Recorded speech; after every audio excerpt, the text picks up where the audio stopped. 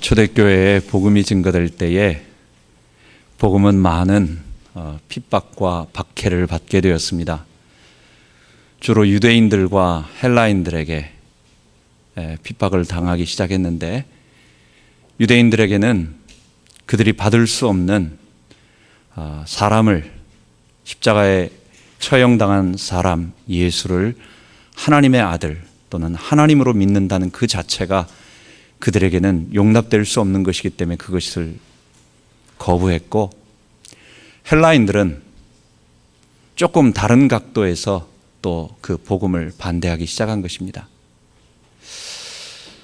아데네 사도행전 17장에 보면 바울이 아테네에 가서 이제 성경이 없는 자들이기 때문에 복음을, 성경을 가지고 해석할 수가 없어서, 왜? 그들이 성경이 없으니까, 성경을 모르니까 그들이 알 수 있는 말을 가지고 복음을 설명하기 시작합니다.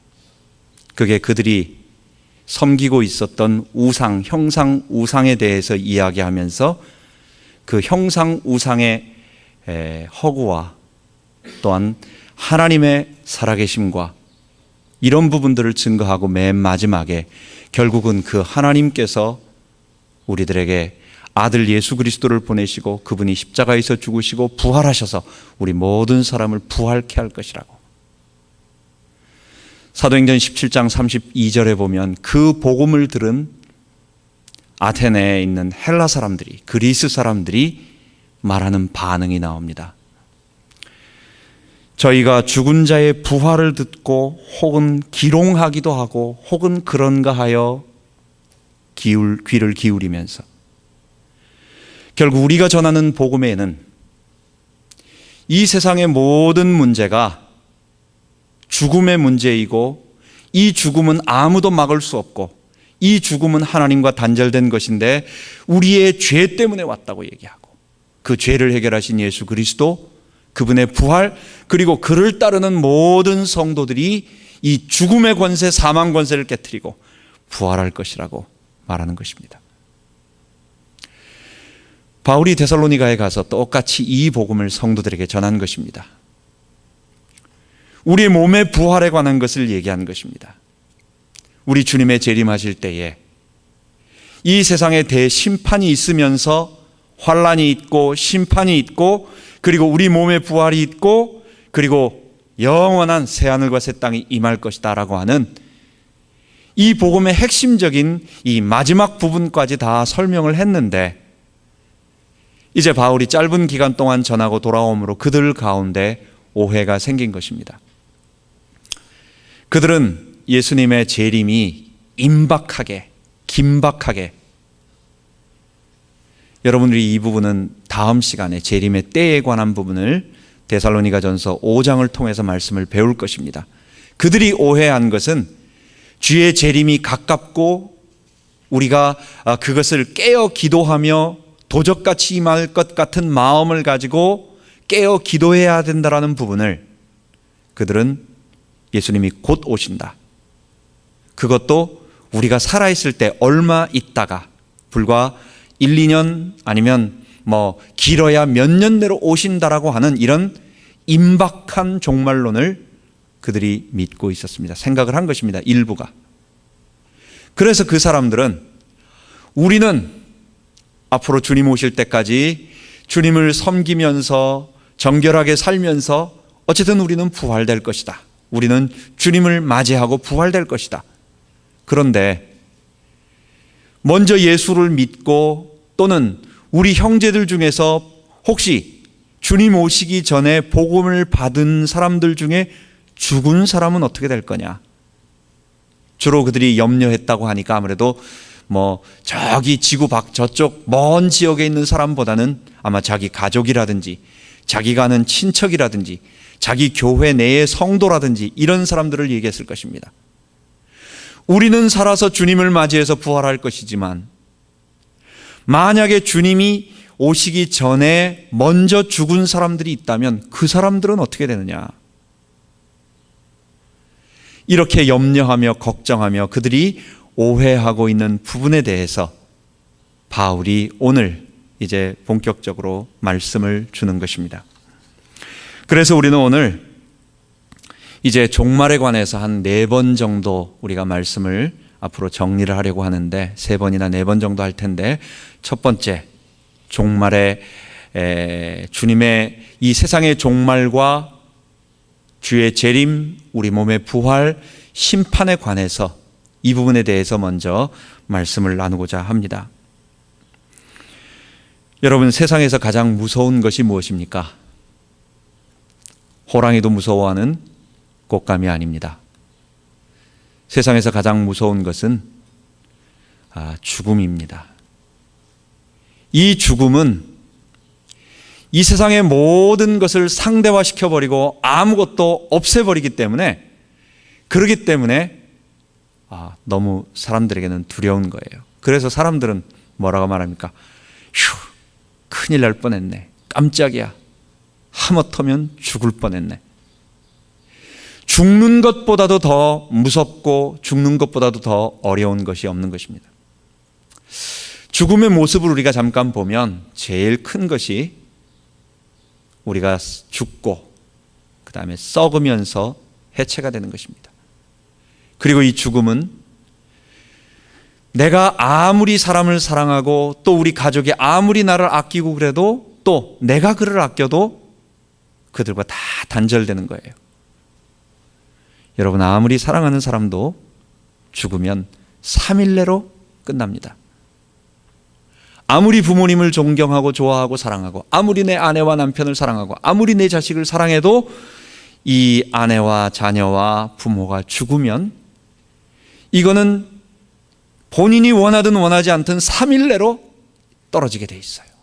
하나는 땅 속에 묻히고 하나는 세상에서 살게 되는 것입니다. 그렇기 때문에 이 죽음이라고 하는 것이 사람들에게는 굉장히 무섭고 두려운 것입니다. 그래서 제일 무서운 사람 별명을 뭐라고 말합니까? 저승사자다. 저승사자같이 생겼다. 이렇게 표현을 하는 것입니다. 이에 대해서 성경은 오늘 본문에 우리들에게 말하는 것입니다. 첫 번째로 13절과 14절입니다. 성도에게 죽음은 상태의 변화일 뿐 아무것도 아니다. 세상 사람들이 가장 무서워하는 죽음이 우리 성도들에게는 아무것도 아니라는 거예요. 예수님은 요한복음 11장에 보면 나사로, 거지 나사로가 죽었을 때, 거지 나사로가 아니죠. 그냥 나사로가 죽었을 때에 그가 죽었다고 말하지 않고 잠을 잔다. 잠잔다라는 것은 깨어난다라는 얘기입니다. 오늘 본문에도 보면은 바울이 형제들아 자는 자들에 관하여 너희가 알지 못함을 이렇게 얘기하면서 소망 없는 다른 이들과 같이 슬퍼하지 않게 하려 함이라. 세상 모든 사람들은 소망이 없다는 거예요.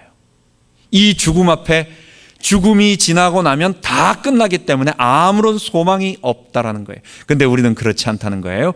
자는 자들이라는 거예요. 그러면서 우리가 예수의 죽었다가 사심을 믿을진대, 예수의 죽으심과 부활하심처럼 하나님께서 우리도 예수처럼 부활시키셔서 저와 함께, 예수와 함께 우리를 데리러 오실 것이라고 이렇게 표현하고 있는 것입니다.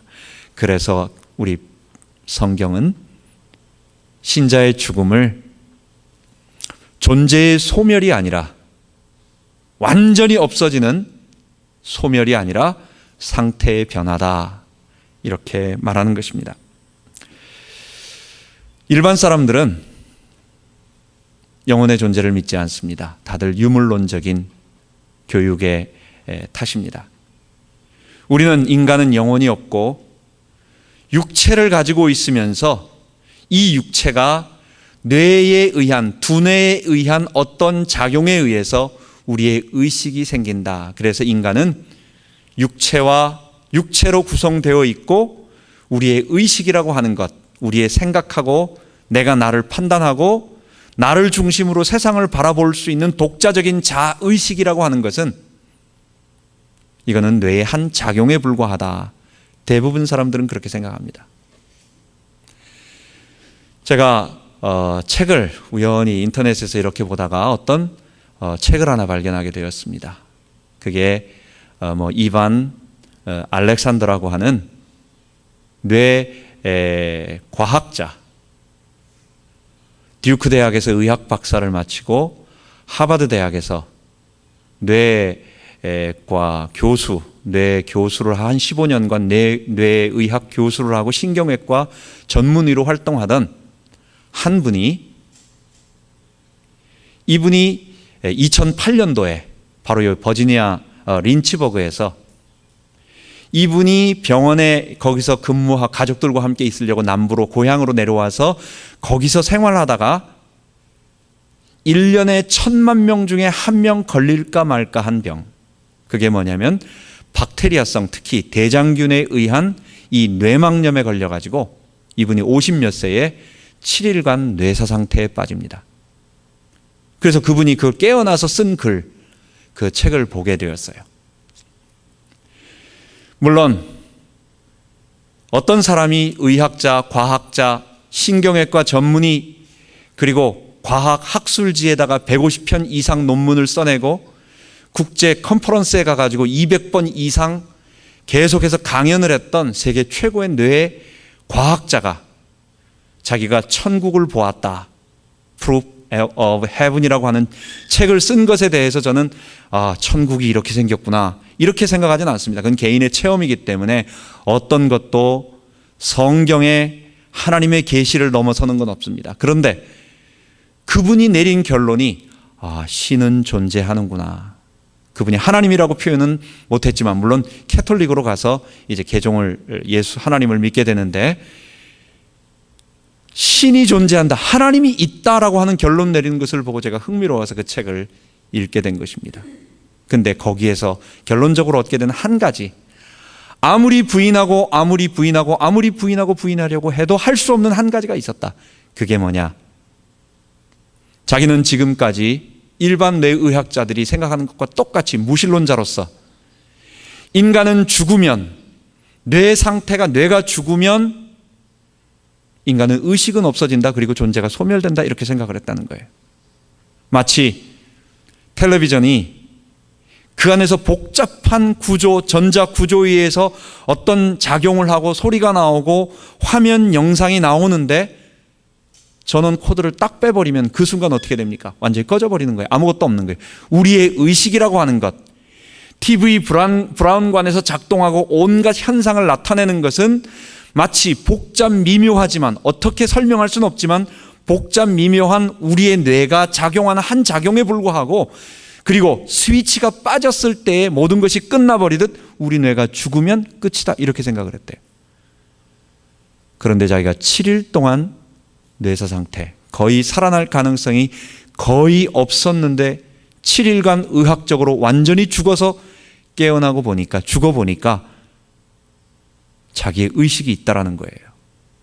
자기는 전혀 달라지지 아니하고 자기가 이 세상이 아닌 다른 곳에, 어떤 빛나는 곳에 가서 어떤 것을 체험하며 그런 자기의 의식이 분명히 자기, 이븐 알렉산더라고 하는, 남이 아닌 자기라고 하는 어떤 그 의식이 분명히 존재하더라. 여러분, 성경은 인간은 육체와 함께 영혼으로 구성되어 있는 존재라고 성경은 말합니다. 그래서 우리가 우리를 판단하고 있는 것은, 내가 나를 중심으로 세상을 바라보는 이 자의시라고 하는 것은 영혼의 한 기능이지, 이것이 뇌가 물리적인 어떤 뇌의 작용에 의한 환상, 환영이 아니다. 이거는 내 영혼의 자의식의 한 작용이다, 이렇게 보는 것입니다. 그리고 우리의 육체가 잠시 죽어서 썩어서 땅에 묻히고 우리의 영혼은 한시적으로 분리되어 있지만, 그러나 우리의 육체도 주의 재림, 그리고 우리 몸에 부활이 있을 때에는, 하나님의 심판이 이루어질 그 마지막 그 종말에 가서는 우리의 육체도 다 살아나기 때문에, 우리의 영혼과 다시 만날 것이기 때문에 엄밀한 의미에서 지금 있는 우리의 육체도 소멸되는 것이 아니다. 잠시 상태가 분리가 되어서 잠시 다른 상태로 존재하는 것이다. 상태의 변화다, 이렇게 얘기하는 것입니다. 뿐만 아니라 성경은 죽음 이후의 우리의 모습에 대해서 잠깐 이야기를 합니다. 사람은 죽음 이후에 중간 상태가 있는 것이 아닙니다. 우리 신자의 죽음은, 신자의 영혼은 죽음 이후 즉시 아브라함의 품, 영원의 상태, 영원한 축복의 상태, 천국에 이르게 되고, 또 하나님의 은혜를 거부했던 불신자들은 그들의 죄로 인하여 즉시 이 땅으로 또 지옥으로 가게 되는 것입니다. 물론 어떤 다른 데에서는 연옥이라고 하는 것을 얘기합니다. 즉 천국과 지옥의 중간 상태를 얘기해서 이 땅에서 그 사람들을 위하여 그 천국과 지옥이, 천국이 잠시 보류되어서 그들의 죄를 씻어야 할 장소로 얘기하는 그런 중간 상태도 없고 중간 지점도 없습니다. 우리의 영혼은 즉시 하늘나라로, 또 즉시 지옥으로 가게 되는 것입니다. 단 하나, 주의 재림과 우리 몸의 부활이 있기 전까지 우리의 천국은 우리가 육체가 없는 부활된 모습이 아닌 영혼의 상태로 존재한다는 것 이외에 천국은 다르지 않습니다. 우리는 즉각 바로 천국으로 가게 되는 것입니다. 그래서 구원의 기회는 오직 이 땅뿐이라고 말하는 것입니다. 첫 번째로, 죽음은 소멸이 아니라 완전히 없어져서 허무로 끝나고 부패와 해체를 통해서 완전히 비참하게 되는 것이 아니라 잠깐 동안 우리의 상태가 한시적으로 변하고, 그리고 신자는 영원한 천국에, 그리고 불신자는 영원한 지옥으로 갈라서게 된다는 것입니다. 두 번째로 성경이 말하고 있는 것 15절입니다. 우리가 주의 말씀으로 너희에게 이것을 말하노니 주 강림하실 때까지 우리 살아남은 자도 자는 자보다 결단코 앞서지 못하리라. 지금 이 부분을 이야기하는 것은 아까 서론에 말씀드린 것처럼 데살로니가 교우들 중에서 부활과 재림을 오해해서 죽은 자들의 부활을 오해하고, 또 그들은 부활하지 못하면 어떻게 될 것인가, 혹시 살아서 예수님을 만나고 하나님의 심판대에 간 사람들은 더 나은 상급을 얻고 그 이전에 죽은 자들은 오히려 좀 그들과 못한 것이 아닌가라고 하는 이런 부분에 대한 오해와 염려하고 있는 자들에게 이야기를 하는 것입니다. 그것은 뭐냐, 부활은 살아있는 성도와 죽은 성도에게 모두에게 동일하게 아무런 차별 없이 부활이 되어진다는 것입니다. 오히려 죽은 자들이 먼저,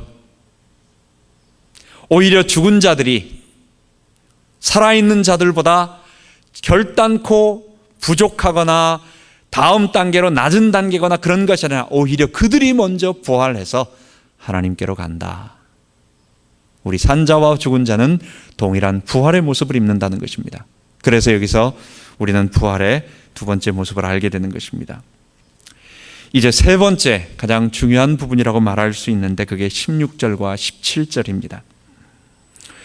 주께서 오령과 천사장의 소리와 하나님의 나팔로 친히 하늘로 쫓아 강림하시리니 그때 그리스도 안에서 죽은 자들이 저희와 함께, 죽은 자들이 먼저 일어나고 그 후에 우리 살아남은 자도 저희와 함께 공중으로 끌어올려, 구름 속으로 끌어올려 공중에서 주를 영접하게 하시리니 그러므로 우리가 저와 함께 항상 주와 함께 있으리라. 이렇게 말하고 있는 것입니다. 재림 때의 모든 성도는 부활한 모습으로 공중에서 주를 영접하게 될 것입니다.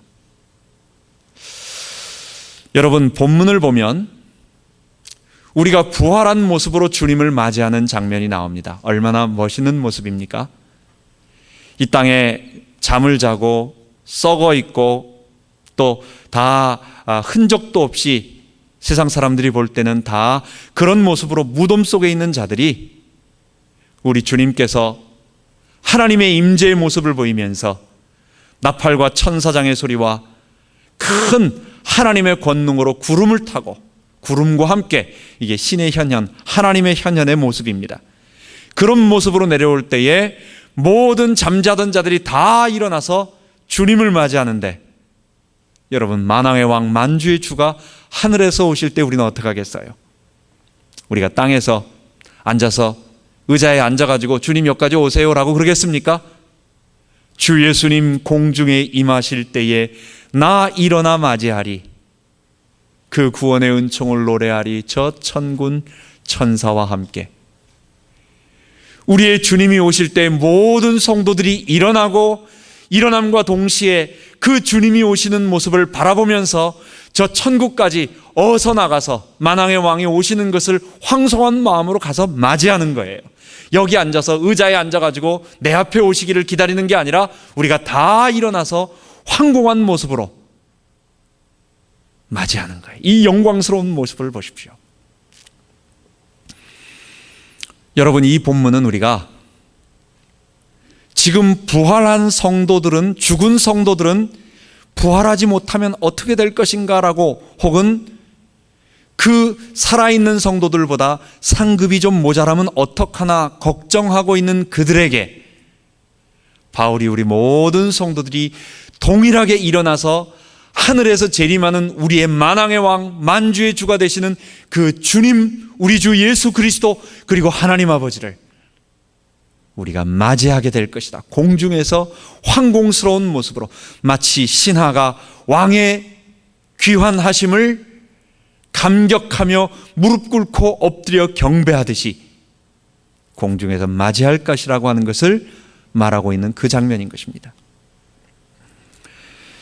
그런데 이 부분을 어떤 부분들은 우리 구원받은 신실한 우리 같은 그리스도인들 가운데서 어떤 부분들은 이 부분을 휴거로 설명하는 한 부분들도 있습니다.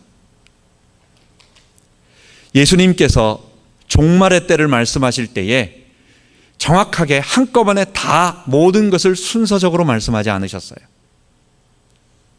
그래서 마태복음 24장과 25장에는 처음에 지진과 기근 같은 세상의 재난이 먼저 시작되어지고, 그 다음에 어느 정도 있던 다음에 대환란이, 굉장히 힘든 환란이 이 땅에 있을 것이다. 이렇게 마태복음 24장 말씀해 주셨습니다. 또 요한계시록에는 요한이 계시를 보면서 맨 마지막에 하나님의 심판이 있기 전에 이루어질 일을 또 설명을 합니다. 요한계시록 20장에는 주님께서 천년왕국이라고 표현되어지는 천년 동안 다스린다, 그렇기 때문에 천년왕국이라고 말하는 것입니다. 바로 이 부분을 심판 이전에 또 어느 정도 천년의 기간이라고 하는 이 부분을 또 설명하고 있습니다. 다니엘서 9장에는 70일이라고 해서 주님이 오시기 전까지 환란의 날짜와 이런 것들을 또는 알 수 없는 임봉된 표현이라고 말하면서 또 70일이라고 하는 것으로 또 설명을 합니다. 그렇기 때문에 성경은 종말에 관한 정확한 날짜와 정확한 것을 완벽하게 말하진 않았지만, 그것을 우리들에게 이해할 수 있도록 선명하게 말하지 않았지만, 어떤 분들은 이 부분들을 천년왕국과 연결을 해가지고 휴거라는 말로 시작을 해서 재림이 이루어질 수 있는 그 과정의 이 순서들을 아주 상당히 정확한 정도로 굉장히 이렇게 설명을 하면서 우리들에게 설명을 합니다. 그분들의 특징은 이스라엘을 실제적인 이스라엘로, 우리는 성경의 이스라엘은 신약의 교회로 성취되어졌다, 그렇게 보는데, 그분들은 성경에 나오는 신약의 이스라엘을 교회로 보지 않고 그냥 이스라엘로 보기 때문에 예수님이 재림할 때에는 이스라엘 나라가 실제적으로 회복된다. 그래서 다윗의 왕권이 회복되고 또 예루살렘 성전이 새로워지고 이런 이스라엘의 그런 나라 자체가 회복되어지는 것에 많은 관심이 있습니다. 또 요한계시록에 나오는 666 같은 것을 한동안은 바코드라고, 그래서 우리 크레딧 카드를 쓰면 안 된다는 식으로 한동안도 이렇게 얘기하기도 하고, 또는 요한계시록 12장에 나오는 열불짐승을, 바다에서 나오는 열불짐승, 이런 것들을 EU 연합 국가이며 적그리스도는 거기에 수장이 될 것이다, 이런 식의, 즉 상당히 정밀한 것 같이 실제적인 것 같이 설명을 하지만 이런 부분들을 설명하는 것들을 우리는 세대주의 신학이라고 이렇게 표현을 하는 것입니다. 물론 신실한 구원받은 성도들인데 주님께서 이 부분에 대해서 정확하게 설명을 안 하셨기 때문에 우리도 또한 우리가 가지고 있는 성경의 해석과 이 부분들도 하나의 것으로 인정하고 그들도 인정하지만 우리는 그쪽이 성경적으로 훨씬 많은 문제점을 가지고 있다, 이렇게 말하는 것입니다. 그분들이 얘기할 때 이제 제일 중요한 것이 첫 번째가 휴거인 것입니다. 즉 휴거라는 말은 공중에서 갑작스럽게 들림받는다, 이렇게 말하는 것입니다. 휴거라고 하는 것은, 그래서 그분들이 이런 설명을 해요. 갑작스럽게 인류의 종말은 갑작스럽게 지구에 큰 혼란이 벌어질 것이다. 만약에 비행기를 타고 가고 있다가 갑자기 비행기의 조종사가 갑자기 휴거가 되는 거예요. 갑자기 공중으로 들림받아져요. 그 없어져 버려요. 그럼 비행기가 어떻게 되겠어요? 비행기가 하늘에서 날아가다 추락하는 것입니다. 세상에 지금 고속도로를 달리고 있는 차가 얼마나 많겠어요. 달리고 있는 차에서 갑작스러운 휴거가 일어납니다. 그 중에서 신실한 그리스도인들이 있을 테니까. 그럼 구원받은 사람들이 갑작스럽게 부활한 모습으로 갑작스럽게 하늘로 올라가 버리면 그 차들은 어떻게 되겠습니까? 순간 고속도로가 아수라장이 되겠죠. 여러 가지 그 주님이 오시는 그 재림의 그 순간은 엄청난 혼란과 세상 사람들에게는 그런 일이 벌어질 것이다. 그때가 대환란의 시작이다, 이렇게 얘기하는 것입니다. 그리고 이 땅에 이스라엘의 회복이라고 말하면서 이제 육신적 이스라엘 나라의 회복을 자꾸 이렇게 얘기하는 것입니다. 그런데 우리는 성경 전체를 볼 때에 그런 부분들이 많은 문제점을 가지고 있기 때문에 그렇게 해석하지 않고 지금 나온 본문을 주께서 호령과 천사장의 소리와 하나님의 나팔로 친히 하늘로 쫓아 강림하시리니, 우리의 주의 재림하실 때에 그리스도 안에서 자는 자들이 모두 부활한 모습으로 일어나고 또 우리 산자들도 부활한 모습이 되었는데 우리가 이 땅에서 주님을 앉아서 기다리는 것이 아니라 그 만왕의 왕을 맞이하기 위하여 부활된 모습으로 주님과 함께 맞이하기 위하여 공중으로 올라가서 주님을 맞이하고, 바로 그때에 동시에 이제 하나님의 심판과 이 세상의 심판과 그리고 새하늘과 새 땅이 일어나는 바로 이 마지막의 종말의 이 대사건, 우리 몸의 부활, 먼저 주의 재림이 먼저겠죠. 주의 재림, 우리 몸의 부활, 그리고 하나님의 심판, 그리고 나서 새하늘과 새 땅이 이루어지면서 이 땅에 하나님의 영광스러운 구원의 역사가 아담의 범죄로 잃어버렸던 첫 창조의 모든 목적이 회복되어지는 구원이 이 땅에 임할 것이다. 우리는 그렇게 믿는 것입니다. 우리는 이 부분에 관해서도 우리가 다음 시간에 계속 말씀을 나누도록 하겠습니다. 그래서 우리는 오늘 본문을 가지고, 바울이 준 말씀을 가지고 부활에 대한 몇 가지를 정리를 해봐야 되겠습니다. 그러므로 이 여러 말로 서로 위로하라, 18절에 이야기하고 있습니다. 바울은 종말에 대해서, 즉 바울은 죽음에 대해서, 부활 혹은 상급, 심판, 이 모든 것에 대해서 전혀 두려워하거나 염려하거나 걱정하지 말라고 하는 것입니다. 왜냐? 성도에게 있어서 죽음은 소멸과 심판이 아니라 우리는 잠깐 동안 우리의 몸이 힘을 얻고 그리고 다시 하나님의 백성으로 다시 일어나게 되는 새로운 시작이 될 것이기 때문에 그렇습니다. 우리가 잠깐 눈을 감았다가 눈을 뜨게 되면, 우리 죽어서 잠깐 눈을 감았다가 눈을 뜨게 되면 우리를 사랑하시는 우리 주님, 우리를 위하여 피 흘리신 우리 주님, 그리고 우리 전에 우리에게 복음을 전해주고 먼저 앞서갔던 수많은 신실한 하나님의 백성들, 우리의 선배들이, 믿음의 선배들이 다 우리를 맞이할 것입니다.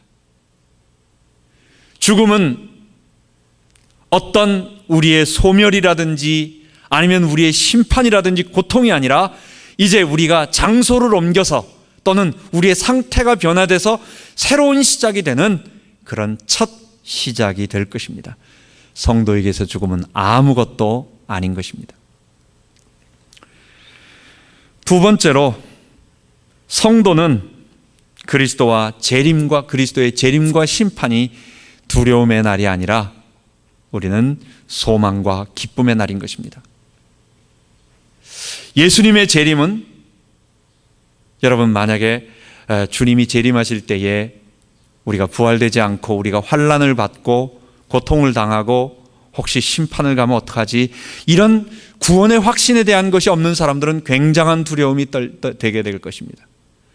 그러나 우리 안에 하나님의 성령을 모시고 지금 예수님을 나의 주님으로 고백하고 하나님을 섬기는 하나님의 백성들에게 우리 주의 재림은 두려움의 날이 아니라 우리 영광스러운 주님을 맞이하게 될 기쁨의 날, 소망의 날, 감사의 날, 감격의 날이 될 것입니다. 그날 우리 주님이 오실 때에 지금까지 하나님을 대적하며 떵떵거리던 수많은 사람들이 요한계시록에 말하는 것처럼 하늘아 나를 가리워라, 땅아 나를 돌아, 땅아 나를 가리워라고 하면서 두려워 떨며 우리 주님의 모습 앞에 두려워하게 될 것입니다. 우리는 우리의 주님의 부활을 소망 가운데 맞이하게 될 것입니다.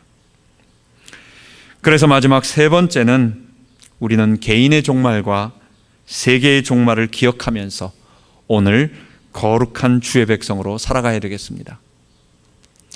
첫 번째와 두 번째, 13절부터 우리가 15절까지 말한 것은 개인의 종말을 얘기하는 것입니다. 즉, 예수님이 재림하시고 우리의 몸에 부활이 일어나고 그리고 하나님의 심판이 이루어지는 이 거의 동시적으로 한 번에 일어나는 이 사건은 이 지구의 종말, 그것을 말하는 세계적인 종말입니다.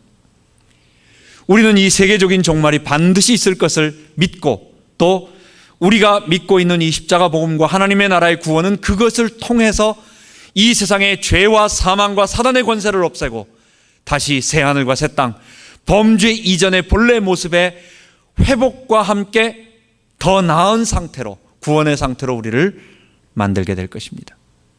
이것이 바로 세계적인 종말이고 이 종말은 반드시 있을 것이고 우리의 주님의 재림은 있을 것입니다.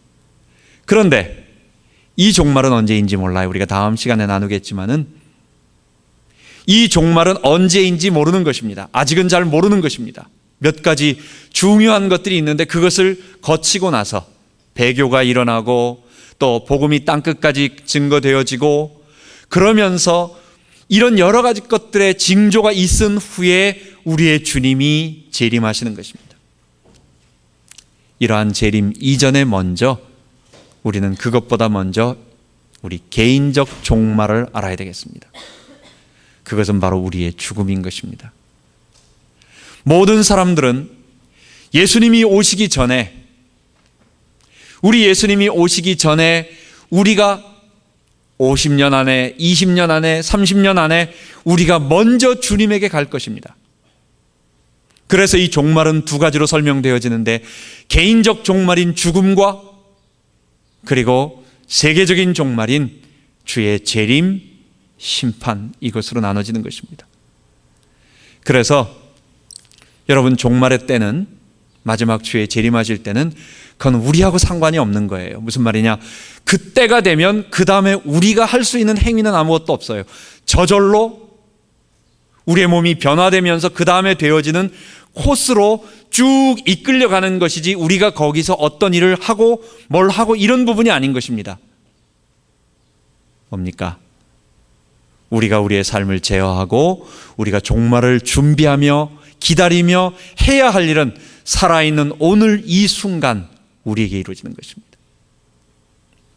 그래서 종말을 배우는 우리는 바울이 앞으로 2번이나 3번이나 누누이 강조하는데 종말에 대해서 신비한 어떤 숫자적인 계산을 하라, 아니면 주의 날짜를 계산해서 믿어라, 아니면 이런저런 것을 하라고 말하지 않고 그 종말을 분명하게 아는 자는 오늘 삶에서 최선을 다하여 열심히 살아가며 주의 종말을, 그것이 주의 재림을 기다리는 성도의 마땅한 삶이라고 말하는 것입니다. 그래서 우리 지난 시간에 이 종말을 가르치기 전에 먼저 우리들에게 두 가지를 말하는 것입니다. 그것이 뭐냐? 개인의 성결, 거룩함을 표현할 때에 거룩함의 많은 부분이 있겠지만, 우리 개인에게 있어서의 거룩함의 많은 부분이 있겠지만 가장 대표적이고 눈에 띄는 것이 뭐냐? 개인의 순결함, 어떤 도덕적, 윤리적인, 성적인 부분에 있어서의 순결함을 유지해라라고 하는, 그래서 거기에 하나님의 뜻이 바로 우리의 거룩함이라고 표현하면서 음란을 버리고 얘기하면서 그 부분을 첫 번째 개인적인 순결을 얘기하고, 두 번째는 이웃과의 관계 속에서 재림을 기다리는 성도는 형제사랑, 이웃사랑으로 그들을 사랑하며 맞이하라, 이렇게 이야기하는 것입니다.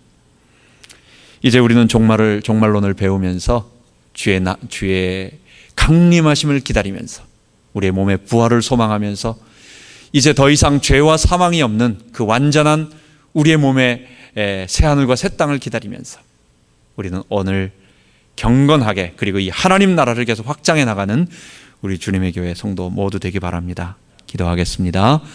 하나님 아버지, 감사합니다. 오늘 데살로니가 전서에 나타난 이 개인적 종말과 세계적 종말에 대해서 오늘 말씀을 나누게 하시니 감사합니다. 주님이 반드시 구름 타고 오실 때에 우리 모든 성도들이 일어나 주를 맞이하게 될 것이고, 그 영광스러운 날이 있고, 그 날이 오기 전에 먼저 우리 개인적인 종말, 죽음이 있을 때에는 하나님, 우리가 또 부활하여 우리 주님을 맞이하게 될 것입니다. 이 부활의 큰 소망을 가지고 기뻐하며 오늘 거룩한 성도로 하나님의 능력을 체험하며 이 땅에서 하나님 나라를 체험하고 살다가 주님, 이 하나님 나라 구원을 온 땅에 증거하고 이 십자가 복음을 온 땅에 증거하다가 우리 주님의 영광스러운 재림을 맞이하게 하여 주옵소서. 우리 주 예수 그리스도 이름으로 기도하옵나이다. 아멘.